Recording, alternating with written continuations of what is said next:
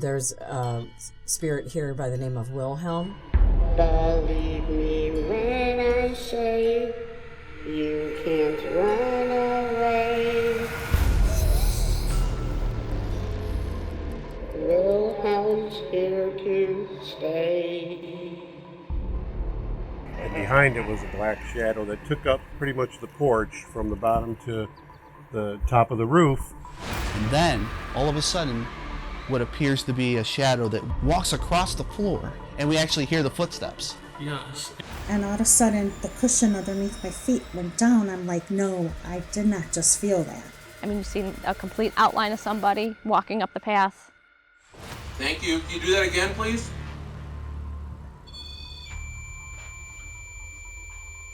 I have to rely on this sort of thing. Dude, the REM pod just went off. The cold spot? Yeah, that's It just went away. It just went away. It just went away. Dude.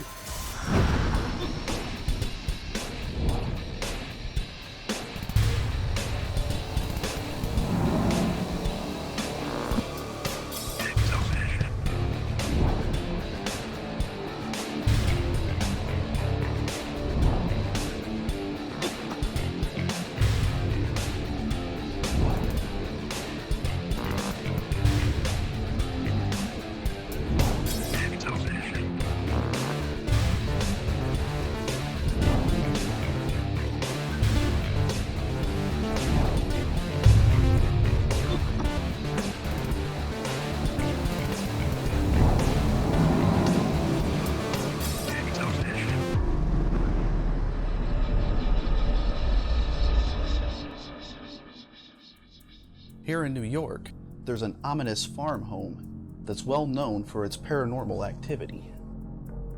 The Hinsdale House. Intense interaction and activity include sudden nausea, nightmares, direct physical assault, and my personal favorite, shadow figures. We're gearing up to speak with some highly credible investigators who have captured the unexplained, and also others who have witnessed this haunting firsthand. Our first guest is Amy Perry Lane of Para Expeditions. She spent many hours here, and she's about to share some of her personal experiences with us now. So Amy, as a psychic medium, what do you pick up on down in this basement? It's been over a 3-month stretch of noticing the energy getting darker and heavier. Myself and some other psychics that have been here have picked up on the same spirit. It's a man. He's very aggressive, very set in his ways, keep women in their place kind of a mentality. Could this be the shadow man that's been seen? I believe so, yes. There's a spirit here by the name of Wilhelm. We can't trace him back to anything. He comes through on spirit boxes. Now when I'm down here, I also get Call Me Billy. There's a very dark kind of molesting kind of side to him with women. Very hands-on and very violent. So picture documentaries on serial killers and the darkest kind of traits that you can pick up on a human, and that's what I get with him. Let me go through this just to make sure that I have it clear, okay? I'm a little busy from the drive-in. The camera was set up right here. We hear a voice that says help on a phone app, correct? Yes. And then, all of a sudden, we capture what appears to be a shadow that walks across the floor. And we actually hear the footsteps. Yes. That's awesome. I decided to take a break from inside and just go catch some shots with my Canon SD camera. With flash, without flash, I walked around the building. I had stopped, just a few feet behind us right on the gravel driveway and took a picture of the house from this angle. At the time, I didn't review the pictures. I did it kind of in a burst mode so that I always have multiple pictures to choose the best one from. Right. You take these pictures in rapid succession. Boom, boom, boom. Exactly. Okay. When I, that night, I didn't even look at them that night. It was so late when we got home. But the next day, and I was going through them, I noticed one that was just different from all the rest. The picture right before this one was still beautiful, still picture. And then the one that had the anomaly in it was kind of out of focus or blurred. It was snowing that night, and you could actually see the trail of the snowflake, and behind it was a black shadow that took up pretty much the porch from the bottom to the top of the roof, and it definitely was the shape of a person just standing there. Yeah, I would put that just a little bit above, what, 6 foot tall? Yeah. A very, very tall figure standing right here by the door in one picture and then gone the next. Jackie, so your grandparents actually owned this house at one time, and you had an experience on this couch. Could you please tell me about it? Oh, sure. It was like in April. We spent the night here. Well, I was wide awake, actually. I was looking at the ladybugs on the window, and I was just laying there, and all of a sudden... How many years ago was this? This was like two years ago. Only 2 years ago? Yes. Okay. And I was just laying there, and all of a sudden the cushion underneath my feet went down. And when it went down, I'm like, no, I did not just feel that in my head. And a couple of seconds later, it happened again. You're kidding. It happened. Wow. Yeah. So, can you show me about how far this pressed down? Yeah, just show me like you felt it press down like that. Exactly like that. I mean, this is probably my favorite spot. Me and Bobby had come up. We were actually up a little bit further. We just kind of, she had her camera and stuff with her. We just kind of sat down just to listen. We were just sitting there, and it would sound like you could hear scurrying. So, and we would look around, there's nothing there. We were just kind of watching around and listening, and you would hear it again. It almost sounded like something come running up behind me. And I told her, and you just get that feeling like something's behind you. So I told her to turn the light on, and she did. Again, nothing there. We would hear it like come from this direction, and we'd look over here, but we'd hear it over here. So it's wherever we looked, it was coming in the opposite direction. It almost felt like we were being surrounded, like whatever was up here was kind of curious onto what we were doing up here. We sat there and was listening for a little bit more, and then we seen, some of my friends were with us, but they were down by the fire. So it looked like somebody come walking up with a flashlight, and I thought it was my friend. So I kept calling her. I'm like, we're over here. No answer. And then it kind of turned a little bit, and then we got nervous and started heading down the hill. And then so I called down for one of the girls to come up on the path with a flashlight. We lost our way back. So she comes up, and I asked them, like, did one of you just come up with a flashlight looking for us? And they said, no, we've been down here the whole time. Nobody came up. Mm-hmm. So you see a complete outline of somebody walking up the path, and what looked like a flashlight. Somebody had a flashlight. They was holding a light, but you seen the outline of it. But it wasn't anybody. No, it wasn't anybody that was in the group. So we just hurry up and got down. So you guys had a K2 meter set down right here, and you were getting EMF fluctuations in direct response to questions? Yes. I don't remember the exact questions, but they were very strong. That there would be absolutely nothing on the K2s, and then they'd just all of a sudden go crazy, and then like the lights would just go on and off. It's pretty cool that happens. Awesome. You were getting direct response, intelligent responses to whatever questions you were asking on this coffee table right here. Yes. All right, Sean, we've set up all the cameras. Where did you put them at? Well, tonight is night one.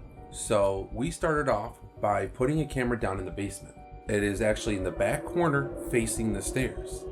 There's been a lot of activity there, so hopefully we'll capture something good. So then we went up to the living room, and we placed a camera in the living room facing the doorway into the kitchen.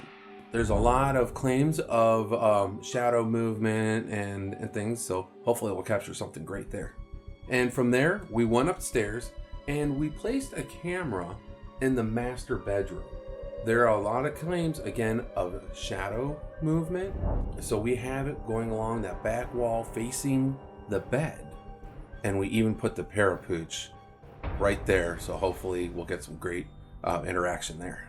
Okay, awesome. I guess that's everything for the first night then, right?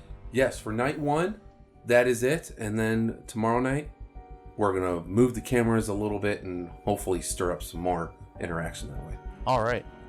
Well, what do you say? Let's go. We had just finished doing our Facebook Live video, and I had just turned on our static camera in the living room. And then the most incredible thing happened. Well, we're going to turn the cameras on, let them rest, we'll start cooking. Is that recording already? Alrighty then. Hello? What? Thank you. Thank you. Can you do that again, please?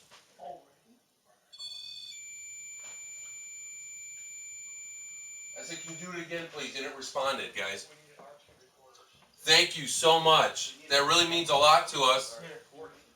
We just finished up Facebook Live, and bam! The REM pod goes off. What an amazing start to the evening. Thank you. Can you do that again, please?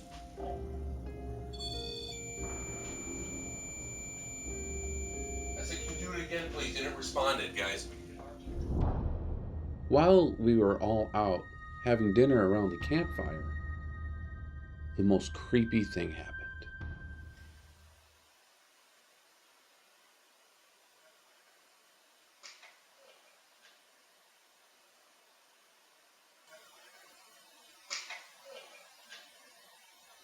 We're not exactly sure what it was. Sounded like an old door latch moving. Moments afterwards, we heard the sound of a door opening. We didn't see it, but we sure could hear it.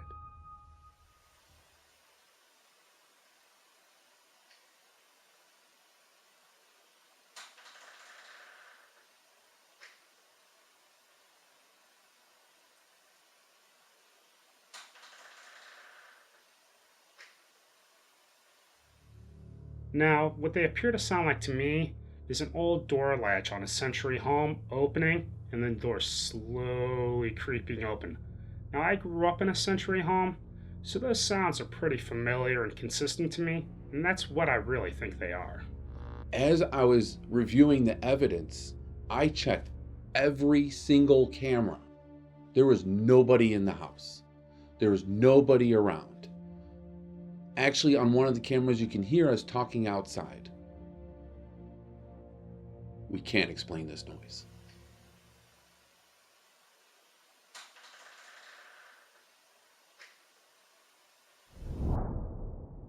Sean, today we've had some experiences out here that we quite can't explain yet, so this is why we're coming out with the thermal.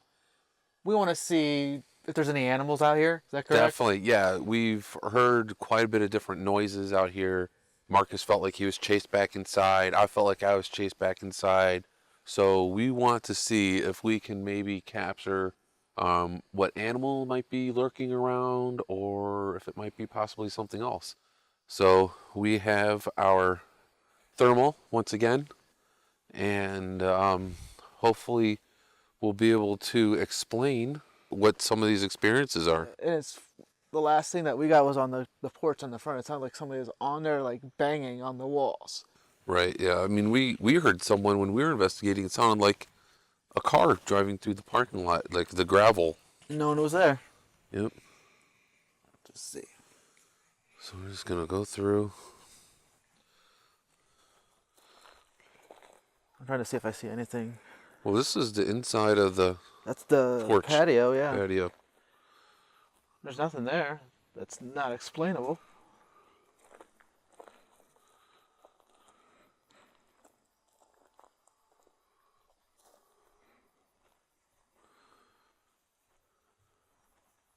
By the way, it's pitch black out here. We're literally using the thermal to see where we're going. It's really not a smart thing to do. Yeah. Oh, it's fun though. You know what? What was that? Was that the fire? Yeah. Okay. Somebody came outside too. Michael and I were in the house, and we heard the parapooch alarm twice. We decided to leave the area immediately so as not to contaminate any footage. Okay. Okay. Look at the lake. It's glowing. I know. The house is glowing. It's like pitch black, but the house it's hot. glowing. Look at that.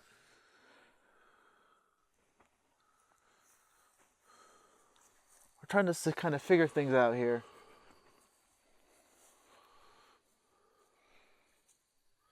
Hold on. Hold. Go back to the second one. There? Yeah. The cold spot? Yeah, that's... Dude, it just went away. It just went away. It just went Dude. away. Dude. Okay. It did. Dude. Dude, it just went away. We saw... That looked like a face and like a Dude, shoulder. it went away. We have to play that back. Dude. Okay. Wait, look. It's coming back. What is that? It's moving. It's moving. What is it? I don't know. Dude, it's went right across the It's like window. swirling, dude. It's What gone. is that? I thought at first maybe it was some sort of a circulation of air. I didn't know. So after I did research on a thermal camera, I learned some pretty incredible things. With a thermal camera, when you are filming a window or glass, you don't see behind the glass. You see the reflection of what's in front of the glass. So as we did this research, we didn't know even more what we were looking at, and we thought maybe it was a cloud.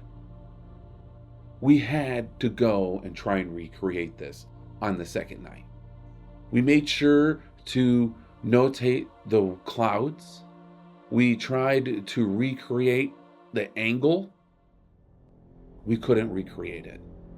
We showed that there's clouds in the sky, and they were moving pretty quickly. So if what we caught were a reflection of a cloud, you would think we would catch it on the second night. We even did it a little bit earlier in the evening so we could personally see the clouds in the sky, and we can really try and figure out what was going on. And then we reviewed more footage. And on the inside, we catch an anomaly that we can't explain right where the parapooch is. This is crazy. I don't know what we're seeing. Could it be a reflection? Of what? It's in the.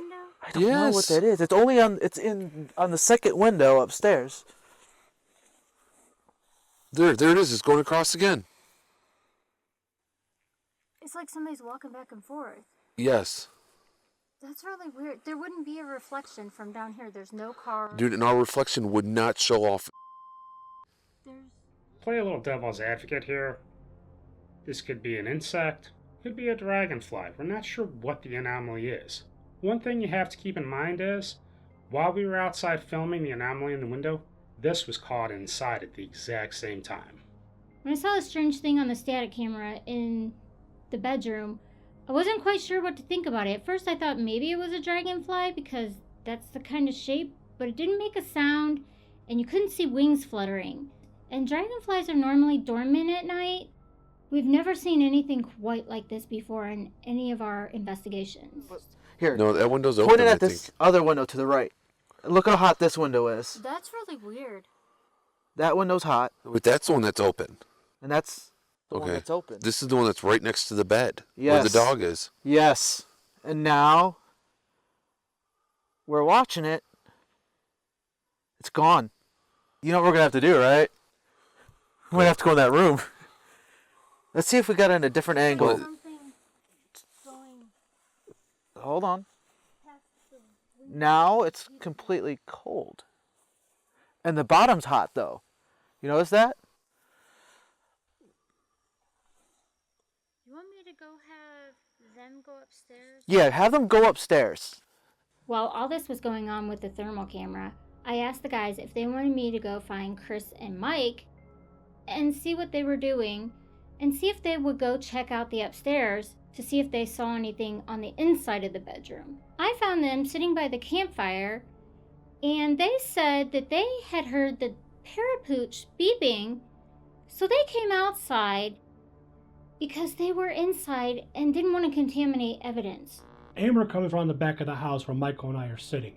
She says there are some strange things happening in that upstairs window in the main bedroom. Will we please go and check it out? The only thing I could possibly explain this is as like a circulation of air of some sort. Maybe, but I don't know. You know, the window's open on this other side. It would have to come in, go all the way through the entire room, and come back.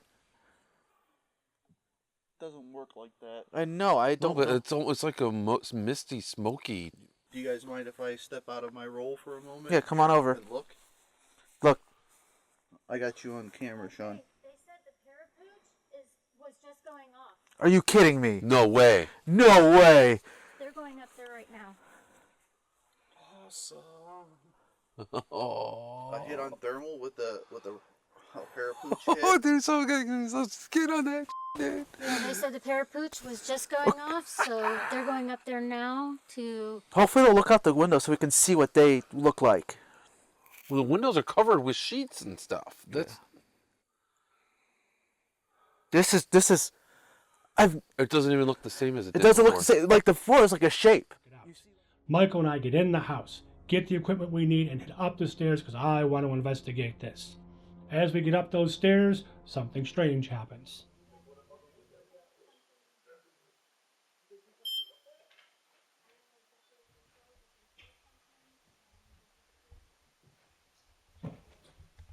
This is Chris and Mike coming upstairs. I tripped.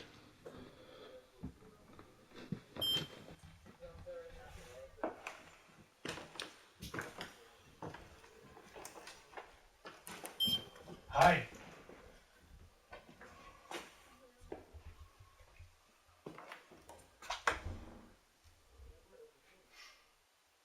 Can you make it beep again?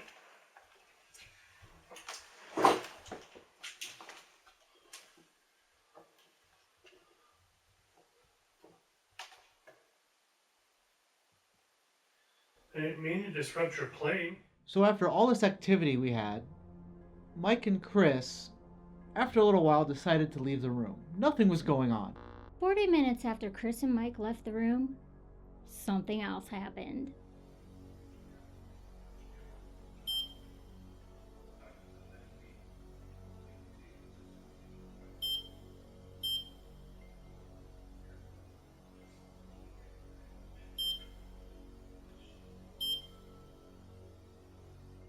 The final thing that happened on our first night of investigation is we had the dog, our parapooch, went off several times. That was a special way to end our first day. So the activity seemed to cease, and we decided to call it a night. We got up in the morning and we started getting ready for the day, and we were fortunate enough to meet up with Dan Claes, and he came out to tell us about some of the claims of activity that he knew about, and also fill us in a little bit about the property.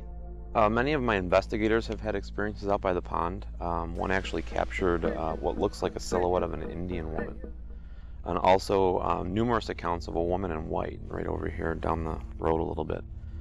I don't know what it's in correlation with. A lot of people kind of pitch the woman that's out by the pond with this story of a lady that was hung on a tree, the Hinsdale hanging tree down the road. And it's come up numerous times throughout the past 2 years. It's definitely a place where I think you guys should check out. Yeah, and you'll notice too, you'll get EVPs out here when you try to have a conversation with the spirits that are out here. Definitely play a recorder, and you'll get a lot of EMF spikes out here as well. So after Dan had finished telling us about some of the activity surrounding the pond, he decided to take us down to where the hanging tree was and tell us a little bit about that. In 2003, it was actually hit by lightning and collapsed into the ditch here. If you go down there, there's pieces of it right there, and deeper into the woody area there's some pieces. And we actually get EMF spikes from the wood itself, which is kind of weird. And we've gotten EVP recordings down there saying leave now quite often on the land. Even up on the hill behind the house, I was telling you before, but there's a little tree that emits EMF that we've gotten spikes from before up in that area, up in the woods there. And I'm not sure what it's from. You know, it just makes no sense at all. After speaking with Dan, we decided to do a little daytime investigating. And unfortunately, the daytime investigation didn't yield a lot of results. We were able to pretty much debunk everything. However, we were really excited because this led us into our nighttime investigation. All right, Sean, night 2 of the Hinsdale House. I know we switched the cameras around a little bit. Where'd you put them at? All we did was move them around in kind of the same areas so we get a different view of each room. So we started off again in the basement. There was a claim of a camera moving and a open vent in the basement. So we have our camera on that area, and we placed a motion detector in there. That's So good. That should be awesome. Then we came up here into the living area, and now instead of having the camera facing out into the kitchen, we have the camera actually facing us where we are now at this couch. And then upstairs, we kept the camera in the main bedroom again, but now it's facing towards the two bedrooms, towards Mary's room and towards Laura's room. And we placed the paranormal pooch in Mary's room and a REM pod in Laura's room. Between the two, we're hoping to get a lot of great interaction. Well, that's really good because inside of both of those rooms, it's really small. It's hard to get in there and investigate. So if we can set up a static cam like you did, set up 2 devices, I think that's a lot better. All right, so what do we say now?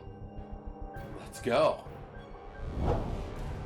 After we had set up the cameras, we always like to let the house sit and rest for a bit. So hopefully we can get interaction at that time. While we were letting the house rest, we had decided to do a kind of a drum circle. We had heard claims of possible Native American history on the land of the Hinsdale House, and we have also heard claims that people heard drumming coming from the woods. So we had decided that we should try our own little drum circle. Before we could even get started with the drum circle, we were already getting interaction. I think we're good. Yeah, I was gonna hit record. I've been recording. REM hit. Really? There we go. Sure did. Just so you guys know. You recording, Mike? Okay, good. And are you on? We're recording. Somebody's come to join our circle. Yes. Okay. Is everyone recording? Yep. Yes. So, as we all have learned, there's a lot of potential Native American history here. And so I borrowed this drum from a friend of mine. He's a psychic medium, Chris Dennis. This is not a Native American traditional drum, but it's got a REM pod hit. But the intention is to try and get some interaction, which it seems like we're already starting to. We got 2 REM pod hits, but we're only able to capture 1 on camera, and it happened to be with our thermal. After the 2 REM pod hits, Sean continued with the drum circle. Upon review, we weren't able to find anything else that occurred during the drum circle that we thought was unusual, and we eventually decided to move on to the next order of business. There's a very special place in the Hinsdale House where things happen. The basement. As you'll see very soon, strange things happen there. The next part of the investigation that you're about to see might seem a little bit strange. We weren't able to capture anything on our audio or on our video that was experienced by the investigators down in the basement, but we still feel that these events that took place may have some relevance to some other things that happened later on in the night during our investigation. What was that? Was that you? No. Did you hear that? Yes. That was a voice. Didn't hear a thing. I heard that. That was a male voice, wasn't it? Yes, it was to my right. I heard it in my right ear. Okay, I got the chills big time on that one. What do you think it said? Also, my hand is like numb, like frozen. I'm hot. I'm warm right now, but my hand. It's cold. Marcus, grab his hand. You're I'm coming close to you. Go ahead, just grab my arm. Go ahead. Right here. You know, are you feeling cold right now? Yes. You're warm. That's what I'm saying. I know I'm warm, but it feels cold. Wow. I don't know if there's a draft over here, but I'm feeling coldness. Well, What do you think the voice said? I don't know. I heard a male voice. Okay. I saw a face behind you. Okay, that wasn't just me? No, that was not you. I saw a face right behind you, Eric. Did you guys capture it? I had you in frame, yes. Okay. So Because my heart dropped when I saw it. I saw a very faint face with dark hair. I don't know. I can't confirm 100% if it was brown. I know for sure I saw dark hair. And it was quick. It was... Yeah, like a flash. You blink, it's gone. Yeah, and sad thing is, I just saw it over Eric's shoulder. Oh my god. I don't, as everybody knows, I don't say those things, but it was a blink, and that's what I saw, and it was just quick, very, very quick. What I saw down in that basement was absolutely amazing, yet at the same time so indescribable. To see a person actually appear out of thin air, how do you describe that? I wish every one of you guys could have this experience for yourselves, then there would be no question that the paranormal exists. Even though we weren't able to capture the voice on audio that Mike and Marcus had heard, and we weren't able to capture the face on video that Mike, Marcus, and Bobby had seen, I have to admit, I was a little nervous. But to be fair, I had just been told by 3 of my friends that they had just seen a face appear directly behind me. Mike started feeling uncomfortable, so we got him out of the house as quickly as possible. Okay, wow, my battery went from full to 1. I'm done at 70. Wow. That's cool. You guys ready? Yep. You okay, Mike? No, I need to get upstairs. Yeah, let's get him out. I don't feel comfortable. Okay, let's get him out. Go ahead, Mike. You first. Let's get you outside. Knowing Michael, I'm his uncle. I've known him his entire life. Michael's not the kind of guy that backs down from something. He doesn't run away from things. He's not intimidated by things. In fact, he intimidates things. He's a big guy. To see his reaction to this, the way that this impacted him, was exhilarating. It was exciting. It was also a little disturbing to see Michael humbled by this experience. But he got what we all hope to get during an investigation. Normally, we wouldn't share personal experiences like this, but we feel what happens just shortly after this may help to validate some of the personal experiences that took place while down in the basement. After Mike came back in from outside into the kitchen, he was still visually shaken and extremely amped up, which I can't blame him. But while we were interviewing him, unbeknownst to us, in the very next room we were capturing EVPs. There you go. There he is. Come on in. It's cool. Come on in. You okay? Yeah, I'm good. You want to explain to the camera what you're feeling right now? I felt very uncomfortable and unwanted down in the basement. Just pick one camera and... I felt like someone was sitting there, not just like using the words, but I felt the emotions of, you need to go. Like, unwanted, not welcomed, go.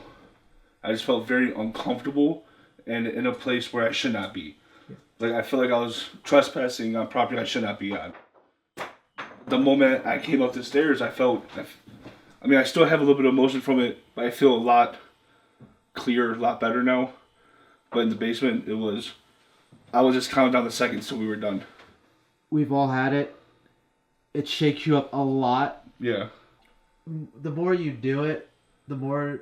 you're going to have another experience like this. Well, no, yeah. And you will be able... It's your first time. Right. It's your first experience ever like that, man. And Yeah. you did the right thing. Instead of... You went out, you got fresh air.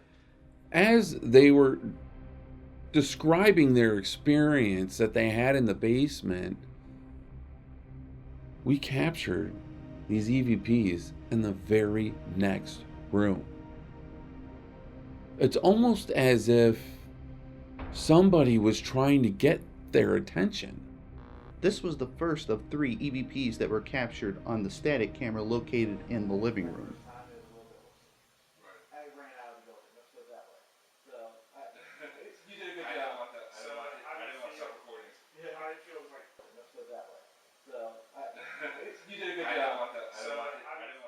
I think the first EVP says guys. At least that's what it sounds like to me, because they're talking right there in the kitchen about what happened down in the basement. Like, hey guys, I'm right here. You did a good job. This next EVP occurs about 30 seconds after the first EVP was recorded. I've experienced before, but never in a basement. Yeah. So I mean, I already have in the basement, the dark feeling, So I mean, I already have in the basement, The second EVP to me sounds like it says past. Maybe it's talking about maybe he passed or something passed. I don't know. What do you think it says? So I mean, I already have The second EVP, I'm not quite sure what I hear. Maybe you can help us out by commenting below. Yeah, but we need to go. We're right at the 30-minute mark. But Okay, hey, man, gentlemen. good job. Congratulations. Congratulations with us. I'm ready for the next one. Hey, we hit right at 30 minutes, so we're good. About 30 seconds after we shut off our walking cameras that were in the other room with us, we captured this amazing EVP on the same stationary camera located in the living room. Yeah, make sure everything's off. What was that? Make sure everything's off of this. Can you turn that light off? What was that? Make sure everything's off of this. And this EVP, it's an exhale. He sounds like he's exasperated because he's trying to talk and nobody's listening. This is the one that kills me. It's angry. It's trying to get us our attention. It's almost like you're so frustrated. It sounds just like this breath where you just let out like. Could these things we captured on our static camera in the living room, could they be possibly validation of what the team experienced in the basement? We think so. How about you? After the experiences that Mike, Bobby, and Marcus had in the basement, Eric and I decided to go and try and validate their experiences in the basement. Eric had the thermal camera, and I was carrying the DVR box for the thermal. I also decided to bring with me a full spectrum digital still camera to try and take some photographs, and again, trying to really validate their experiences. As we were investigating, Eric was explaining how he's not sensitive, like I'm an empath, but he doesn't feel things like I do. And as he was explaining that, we captured a Class A EVP. Okay, so over here is where we were down here, and we happened to, some of us, not me, but 3 of the people out of the 4 that were down here saw a face. Where did We you would see like it? right by these stairs. Bobby saw one right to my left. Marcus saw it to my right, and so did Mike. They saw it to my right, both about the same time, and they both seem to describe a similar person. We didn't get your name. Are you able to tell us?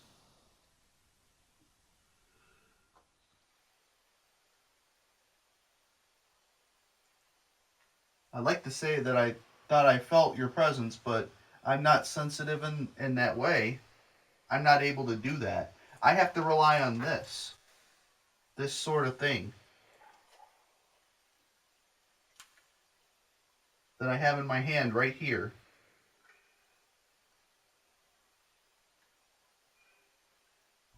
I have to rely on this sort of thing. In my opinion, this EVP validates what we had experienced earlier inside the basement. What they captured was truly amazing. A direct response to Eric. At the end of the evening, we're all getting ready for bed and going through, shutting down all the cameras, and Marcus gets the final capture of the night. Of course, it's never this guy. All of a sudden, in the room to the right, we caught this.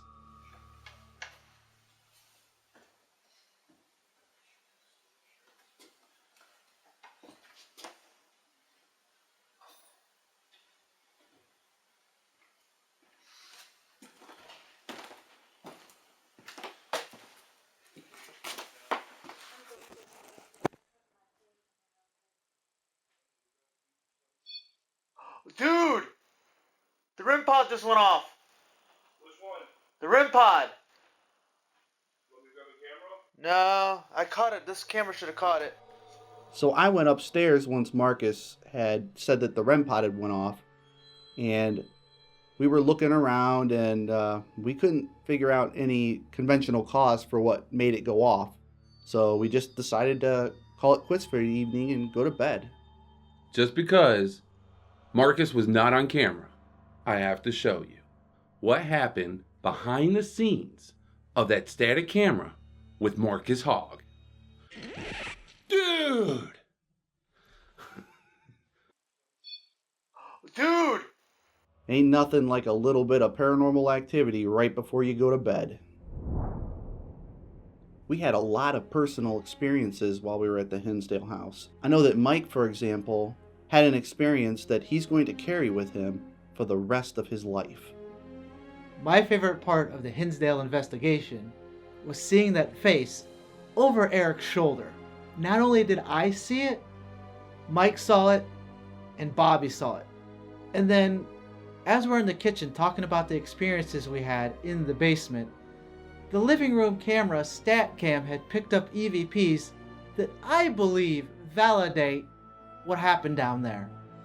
What I'll tell you about the Hinsdale House is it lived up to its reputation, and I am very grateful that I was given the opportunity to investigate with the team at this location. I would recommend this location to anybody.